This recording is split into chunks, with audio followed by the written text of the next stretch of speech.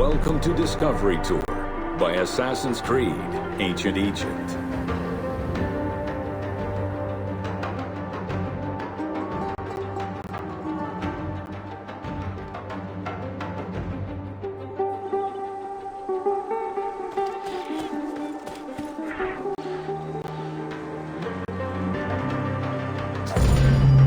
Welcome to Alexandria, planning of the city.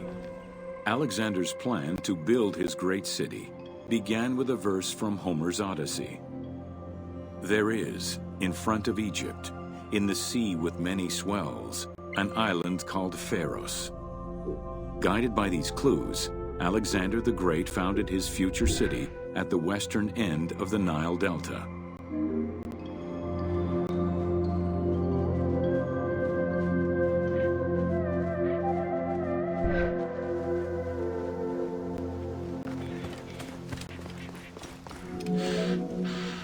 Though Alexander considered this location ideal for his great city, it presented considerable challenges. Too difficult to access during storms, the surrounding swamps threatened disease, and the limestone soil prevented the growth of healthy crops. However, due to the influence of his mentor Aristotle, Alexander the Great recognized that the true value was its strategic emplacement.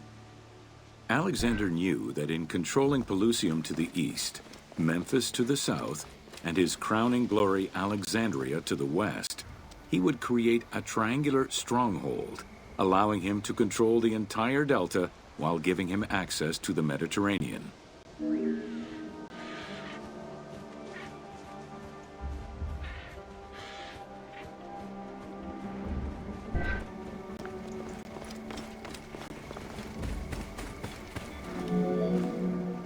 The Great Walls of Alexandria had a humble beginning.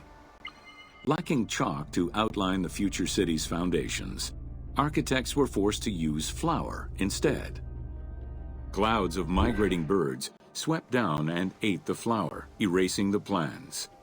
This prompted Alexander to seek guidance from the oracles, who reassured him that his future city was destined to feed a large population.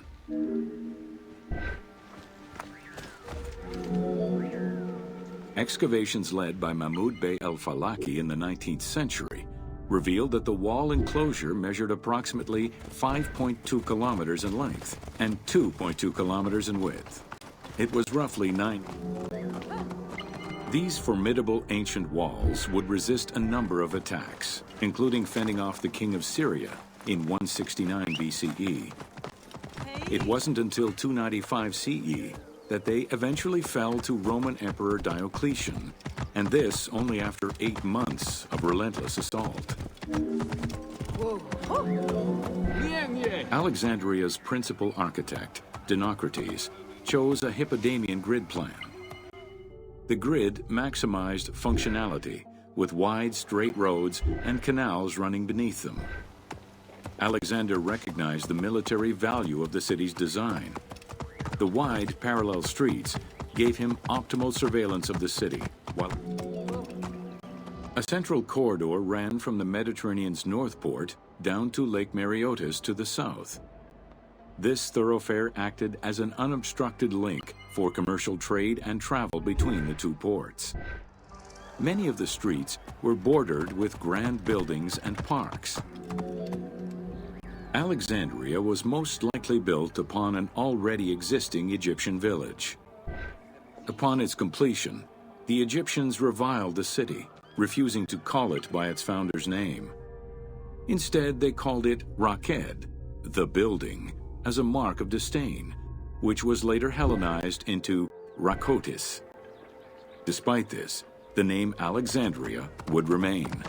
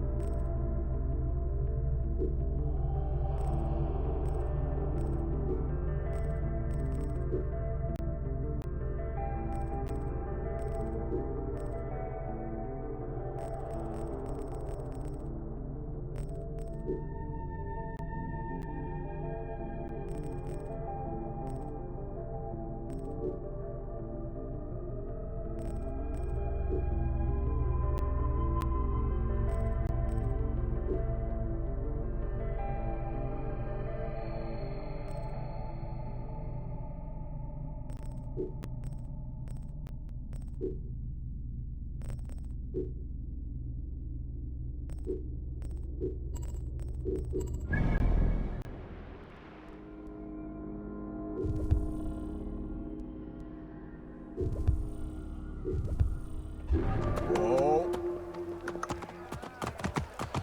Diamelias, jugar el lago.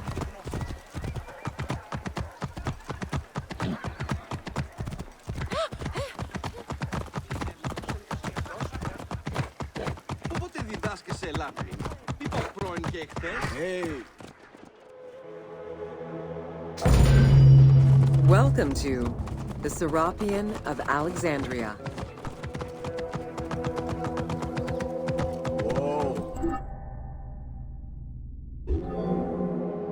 In a city of numerous magnificent attractions, the Serapion was considered to be the most beautiful temple of Alexandria.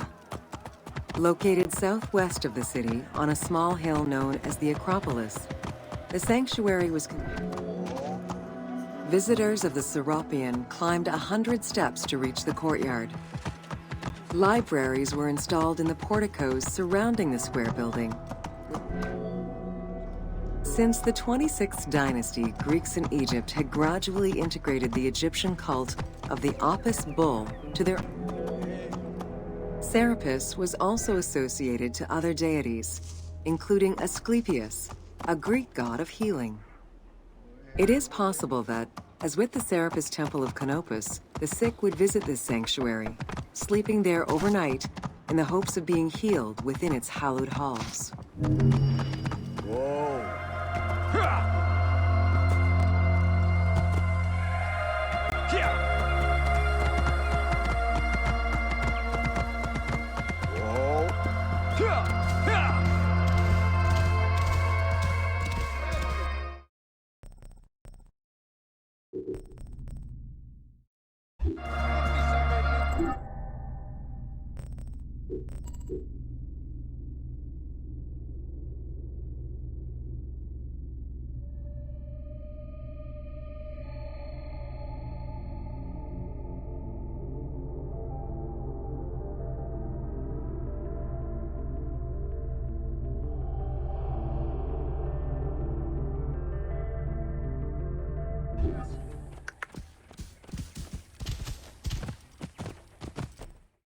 Hey!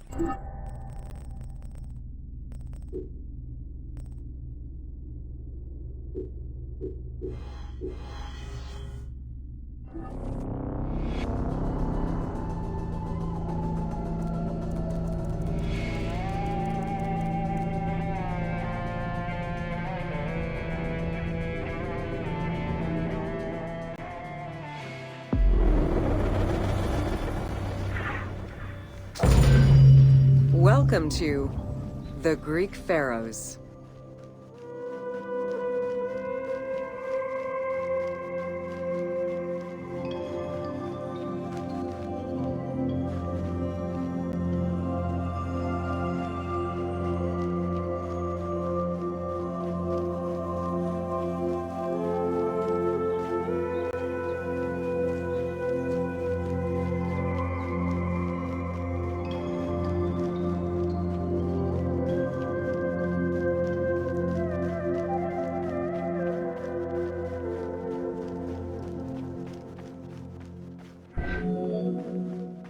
Pharaohs were considered... The Ptolemaic dynasty reigned over Egypt from Born in 356 BCE. On his... Julius Caesar visited Alexander's tomb at the capture of Alexandria, and the Roman Emperor Augustus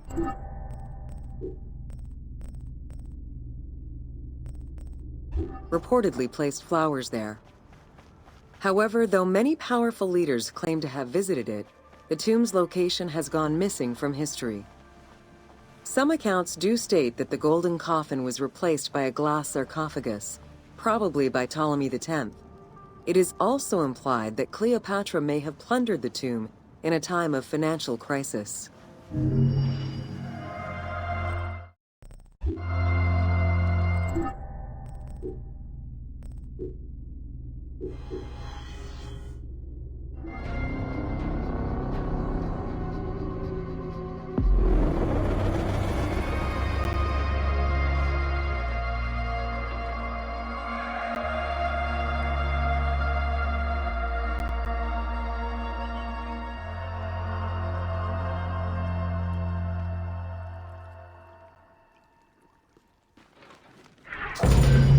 Welcome to Cleopatra, Queen of Egypt.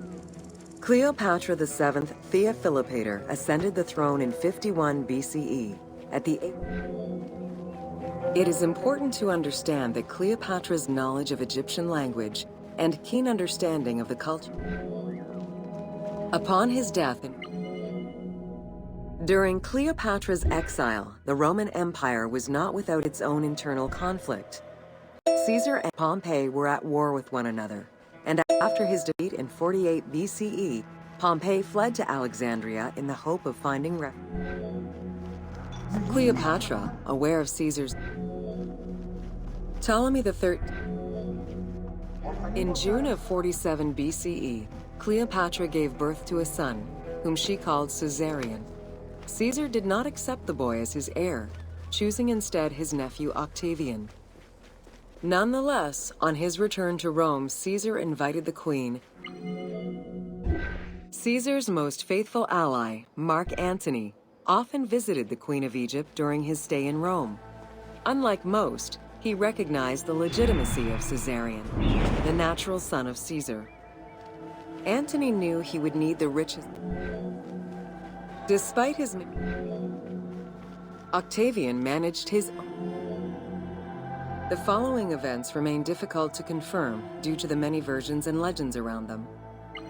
It is believed that after hearing a rumor about Cleopatra's suicide, Mark Antony committed suicide himself.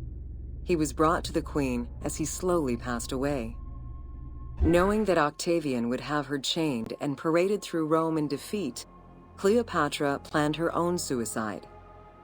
She most likely killed herself with arsenic, though admittedly, the version where she uses an asp to deliver a fatal bite may be considered more dramatic.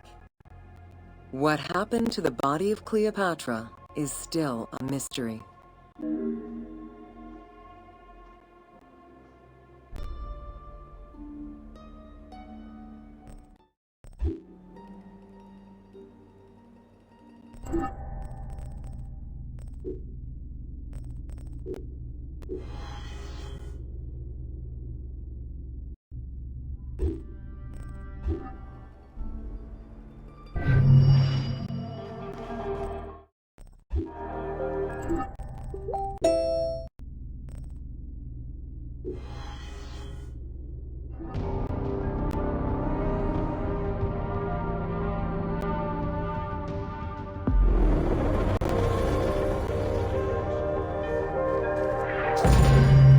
Welcome to the Siege of Alexandria.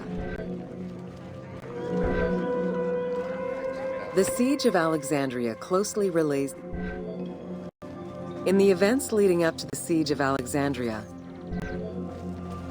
upon his arrival in Alexandria, Caesar was presented with Pompey's head. The sight of a Roman murdered by Egyptians did not sit well with him. Caesar made his displeasure clear, ordering the return of Cleopatra, and for the siblings to resolve their differences and resume their co-rule of Egypt, as per the will of their father. Neither Pothinus nor Ptolemy XIII wished to accede to this demand. While doing his best to aggravate Caesar, Pothinus secretly plotted against the Roman ruler and sent word for Egyptian general Achilles to bring his 20,000 men to fight on his behalf. While Pothinus plotted against Caesar, Cleopatra made a bold move.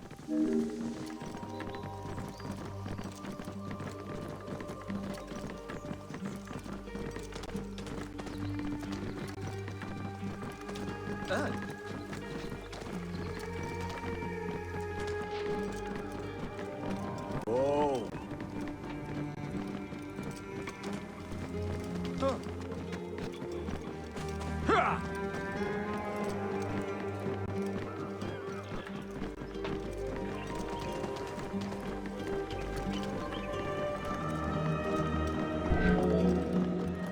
There are various descriptions of the encounter between Caesar and Cleopatra.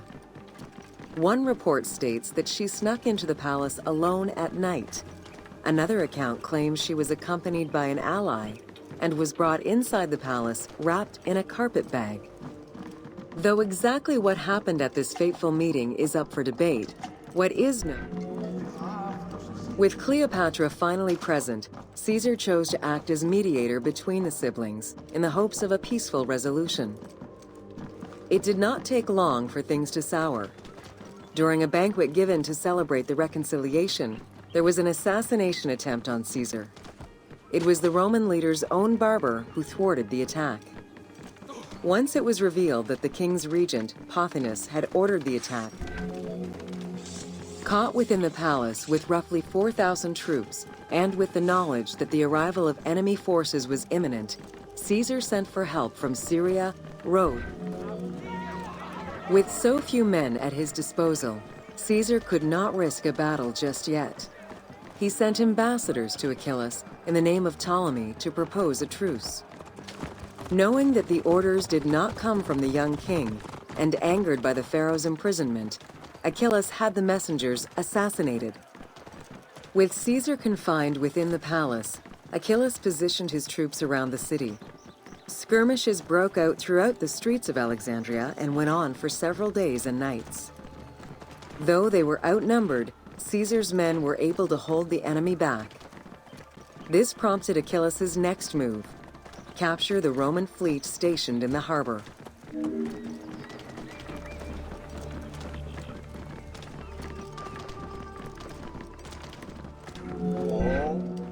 Although the palace offered protection, losing the port meant the end of help and supplies. Caesar knew he had to protect the fleet.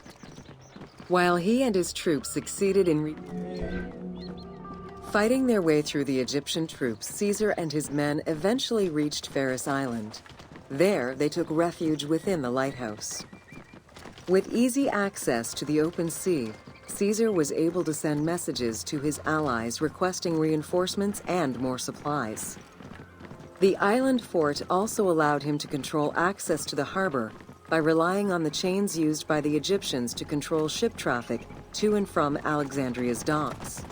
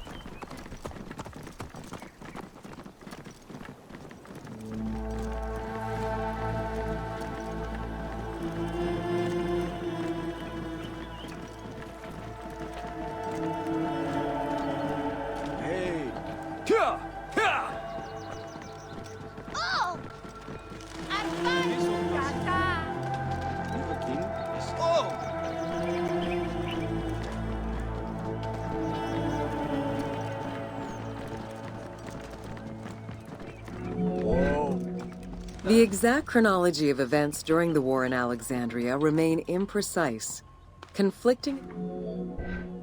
In either case, the Great Library was not completely destroyed. Experts point out that its location was too far from the harbor, and much later texts refer to the Great Library as being intact.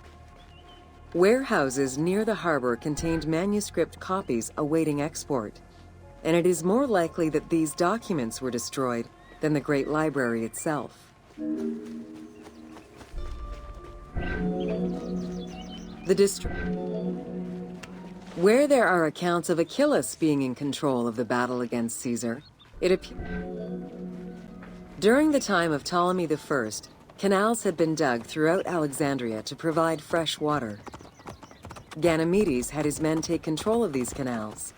After isolating their own water supply, he had his men pour salt water into the canals and cisterns that led to Caesar's camp.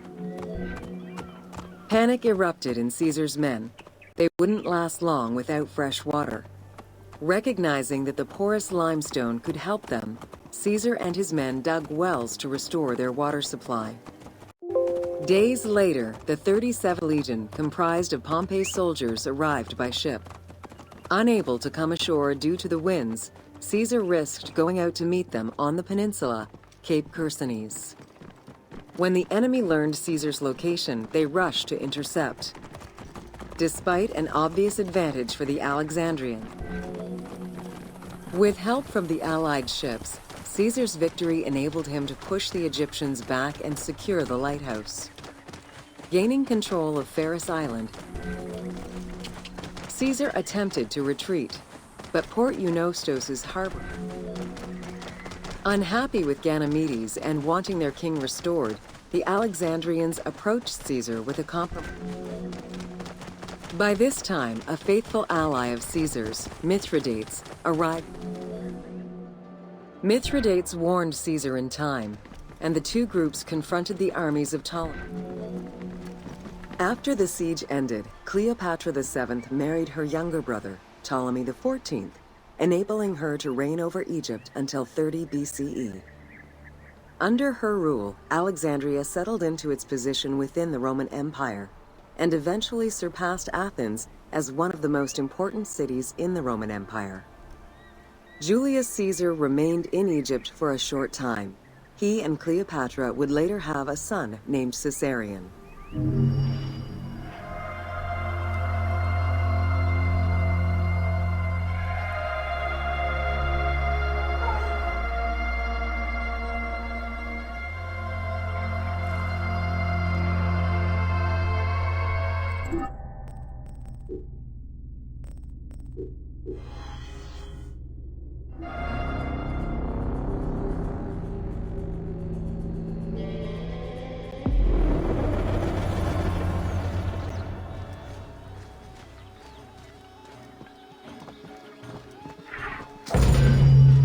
Welcome to After conquering Egypt in 331 BCE, the city was built between the Mediterranean Sea and Lake Mareotis, which resulted in Alexandria becoming a... Sumptuous buildings could be seen wherever one turned their gaze: the royal palaces, the many temples, the gymnasium, lush public gardens, and large avenues.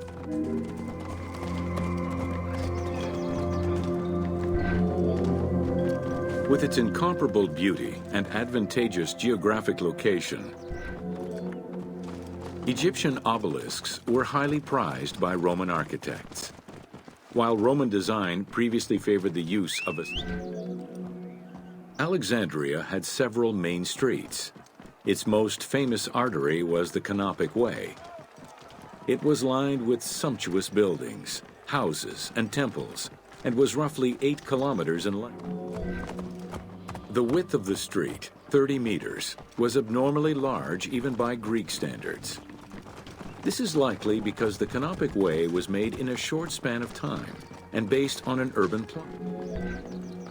The Canopic Way originated in the western cemeteries, skirted the gymnasium, and then exited the city to head east through massive doorways towards Canopus. This structure was known as the Canopic Door.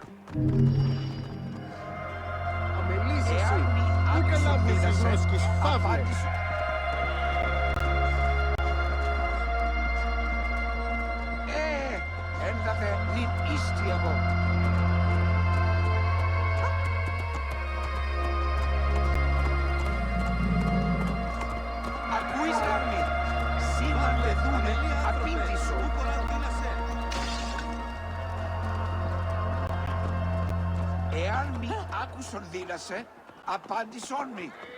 Αμάξα ελάβνης κακίστεως, αμέλησον. Ακούεις γάρμη, σήμαντε δούνε, απήντησον.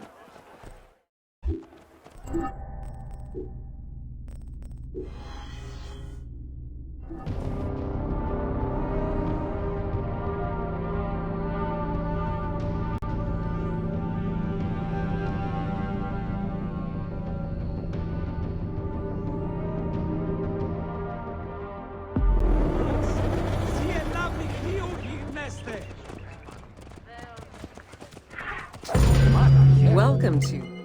The ports of Alexandria were a major commercial hub, effectively connecting Egypt with the Mediterranean regions and beyond. Food and other artisan work streamed out of Egypt.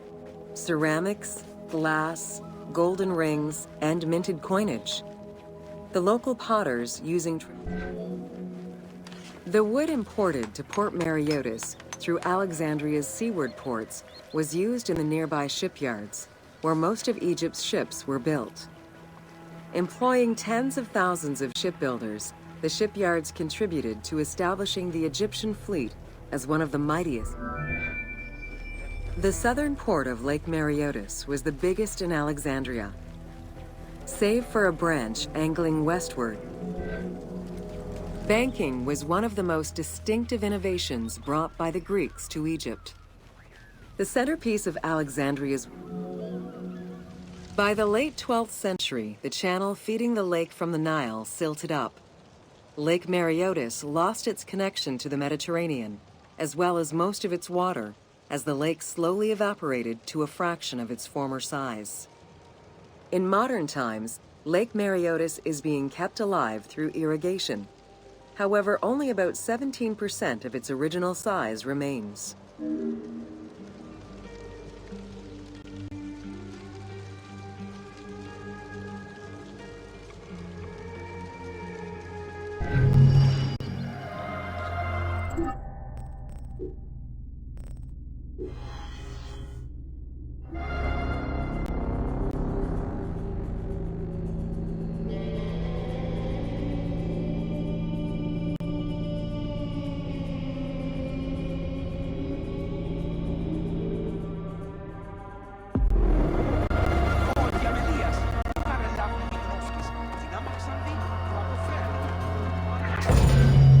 Welcome to Alexandria.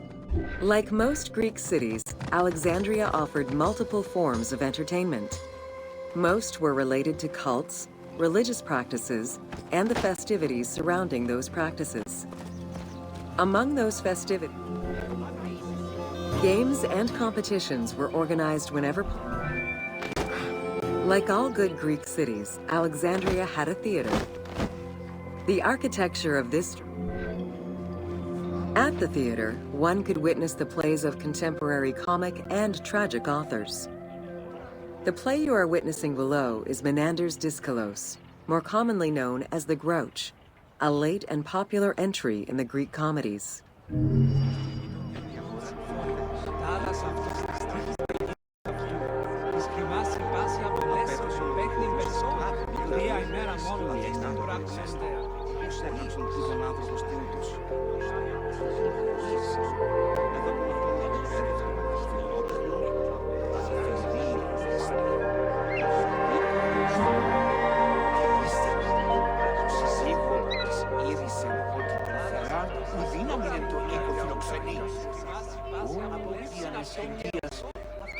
Τέκνον της Ι, πως τα μύδια απαλλάσσουν και γόνοι της αγώνες πάλι.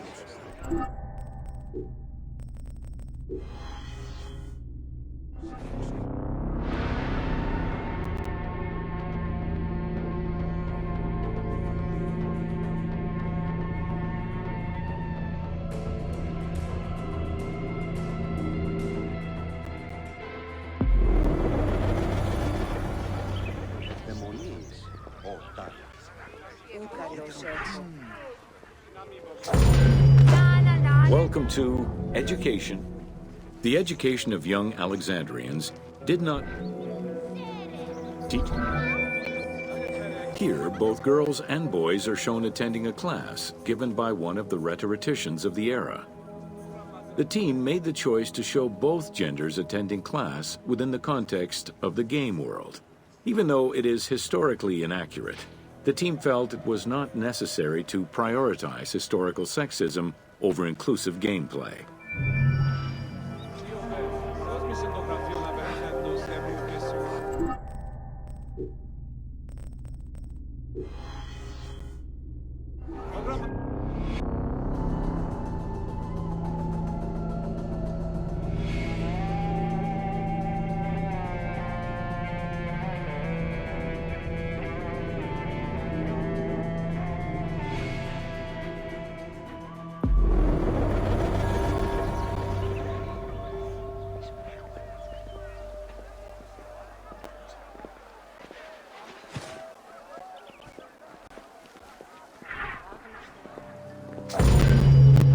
Welcome to the Great Library, near the district of royal palaces and within the most... Throughout the centuries, fires and wars between Christianity and paganism destroyed the library. While much of the collection was purchased at the government's expense, the library also obtained books through other means. Any books owned by travelers coming through the city were seized to be copied for the library. Alexandria offered unrivaled intellectual and... The great minds of antiquity were usually well versed in many disciplines, which were often associated to specific schools. Hypatia of Alexandria was a Greek math. Callimachus was born in Cyrene and educated in Athens. After his studies, he moved to Alexandria to work in the Great Library. A poet and a critic, he strongly rejected the epic format of Homeric poems, and instead fervently supported. It was in Alexandria that mathematician... How do you calculate the circumference of the Earth? With a camel, 2 sticks, and... The earliest known and most complete armillary sphere of antiquity was the Meteoroscopion of Alexandria. Pythagoras of Samos was a well-known and respected philosopher and mathematician. He is best known for the Pythagorean theorem. However, there is proof that the theorem existed in Babylonia and India long before Pythagoras was born, casting some doubts as to who exactly originated the theorem.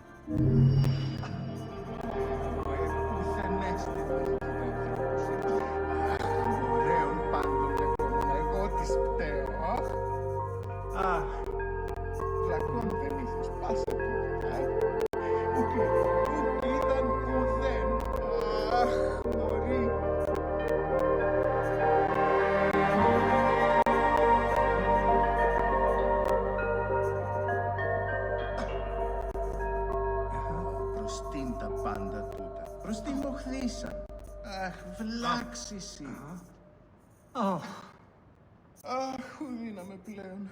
Όχι, κατάσταση τι έστι. Ωχ, έχω δει πλέον λύση να αναβρικαίνε. Πάντων εαυτό, αχ.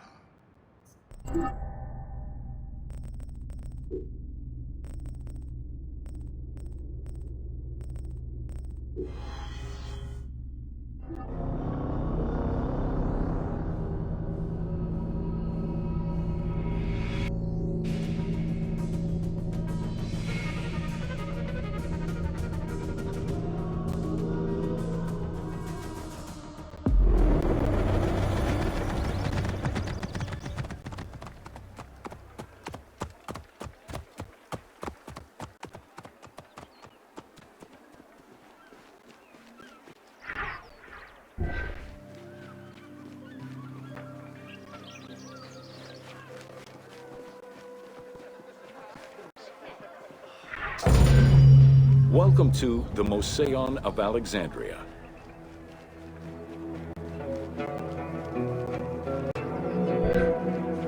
The Mosaion was a sect.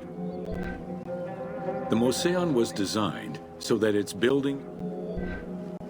Herophilus was a physician who lived most of his life in Alexandria. He was able to perform the dissection of human cadavers on a large scale due to the permissiveness of the city in such matters. In order to be free to pursue their research, scholars were fed and housed at the Mosaion at the government's expense. This freedom provided Alexandria scholars a meeting space for intellectual pursuits and a haven for spiritual peace. Though nothing remains of the original Moseon, it lives on as the legacy of our modern museums.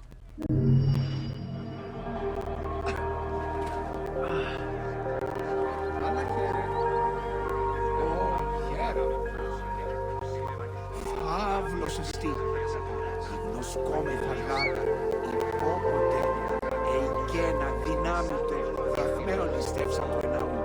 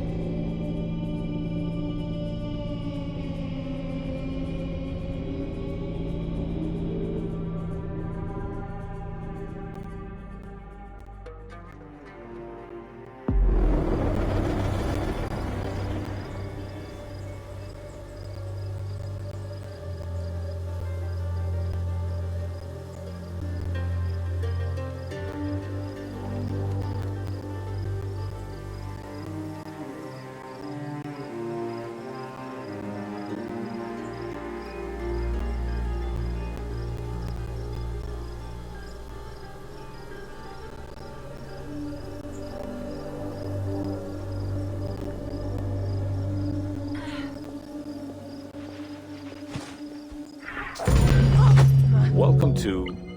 The Panean was a temple built in honor of the god Pan.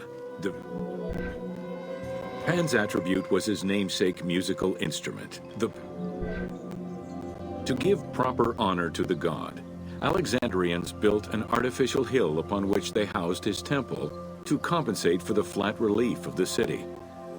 The artificial mound had the shape of a spinning top or a pine cone, which was accessed by a spiral staircase. The top had a panoramic view of the entire city. Only such heights would be fitting for a mountain god.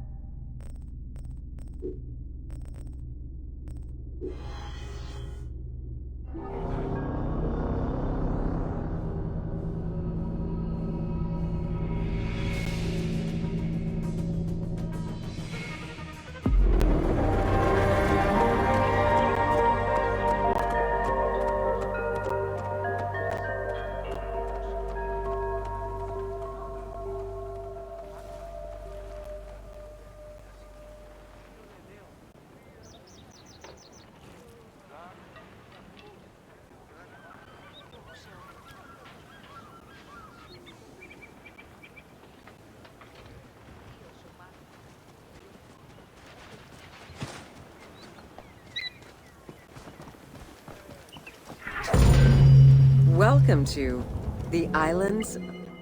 The Hepta Stadium was a bridge-like causeway connecting the island of Pharos to mainland Alexandria. Since its construction would separate the Grand Port to the east and the port of Eunostos to the west, it was designed with... Along with creating separate harbors for the commercial and military shipping, the causeway served as a main aqueduct for the island's inhabitants. Its presence also helped protect the island and its ports from rough wind and sea currents.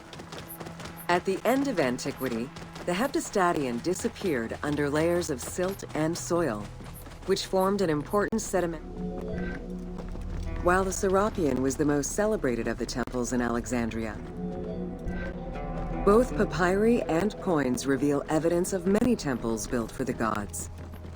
Poseidon, the god of the sea, likely had an edifice in his honor west of this island, as well as on the mainland. Considered one of the 7 wonders of the ancient world, the Lighthouse of Alexandria was a source of great pride for the... Built on the island of Pharos, the stone structure was 3 tiers set on top of one another, essential to safe navigation through the rifts and... For several centuries, the Pharos was one of the highest monuments ever built by man. It measured roughly 110 meters in height, compared to the Pyramid of Giza, which was around 140 meters tall. Gradually, the structure was eroded by earthquakes and then completely destroyed in 1480 CE when a fort was built over it. Archaeological excavations on the seabed have uncovered many blocks from the ancient building.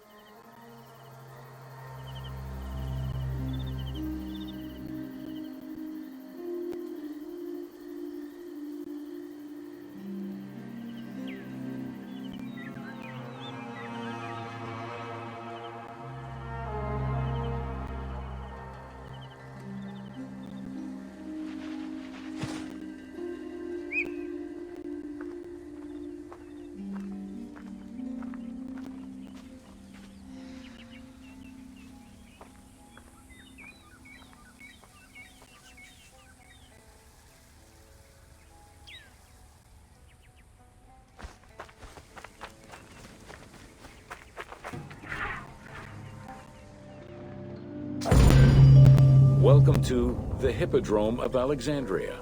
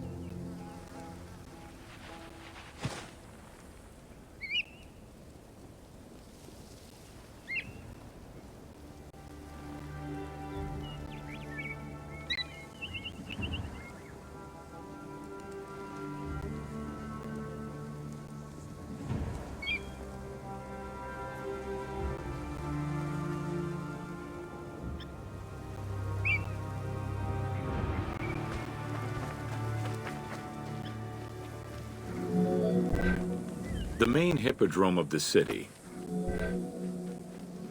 The most important chariot race was the Tethrapon. Using 4 horses with the quickest harness to the front right, the charioteer would race for 12 laps. Ye hymns that rule the lyre, what god, what hero, aye, and what man shall we loudly praise? Verily Zeus is the lord of Pisa, and Heracles established the Olympic festival, while Theron must be proclaimed by reason of his victorious chariot with its 4 horses.